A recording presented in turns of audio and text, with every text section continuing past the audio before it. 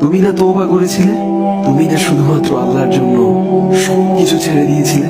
বুঝতে পেরেছিলে কোথায় তোমার আসল ঠিকানা? ভুলে গেছো? আবার কোন পাপ তোমায় গ্রাস করে নিল?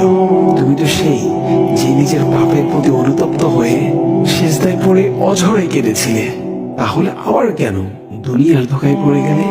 কেন ভুলে গেলে কোথায় তোমার আসল গন্তব্য? তুমি কি হার মেনে নিয়েছো নফসের কাছে? তুমি এত দুর্বল, ভুলে গেছো তুমি কার বান্দা? কে তোমার রব? তোমার রব তো সর্বশক্তিমান।